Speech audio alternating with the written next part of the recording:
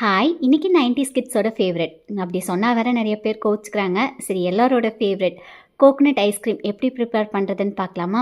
அதுலேயும் வீட்டில் இருக்க 4 இன்க்ரீடியன்ட்ஸ் மட்டுமே வச்சு இதை தேங்காய் குல்ஃபின்னு கூட சொல்லாங்க. டேஸ்ட் சீரியஸாகவே சூப்பராக இருக்கும். ஒன்ஸ் ட்ரை பண்ணி பாருங்கள். கசின்ஸ் எல்லாம் ஊர்லேருந்து வரேன்னு சொன்னதுனால அவங்களுக்குமே சேர்த்து குவான்டிட்டி கொஞ்சம் ஜாஸ்தியாக பண்ணுறேங்க. நீங்கள் உங்களுக்கு தகுந்த மாதிரி அளவாக வந்து சேர்த்துக்கோங்க.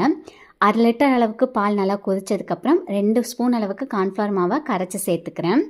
கூடவே சர்க்கரை தேவைப்படுற அளவுக்கு ஆட் பண்ணிக்கோங்க. இதுக்கு பதிலாக நீங்கள் நாட்டு சர்க்கரை கூட சேர்த்துக்கலாம். கொஞ்ச நேரத்துலேயே அது நல்லா கெட்டியாகிட தெரியும். அந்த ஸ்டேஜில் ஸ்டவ் ஆஃப் பண்ணிவிட்டு ஆறக்க விட்டுருங்க. தேங்காய்க்கு மேலே இருக்க ப்ரௌன் கலர் ஸ்கின்னை பீல் பண்ணிவிட்டு நல்லா அரைச்சி எடுத்துக்கலாங்க. ஃபைன் பேஸ்ட்டாக அரைச்சிக்கோங்க. இது வடிகட்டணும்லாம் அவசியம் கிடையாது. ஏலக்காய் ஃப்ளேவர் உங்களுக்கு பிடிக்குன்னா அரைக்கிறப்ப சேர்த்து அரைச்சிக்கோங்க. இப்போ இதெல்லாம் நல்லா மிக்ஸ் பண்ணதுக்கப்புறம் ஐஸ் மோல்டுக்கு ட்ரான்ஸ்ஃபர் பண்ணிடலாம்.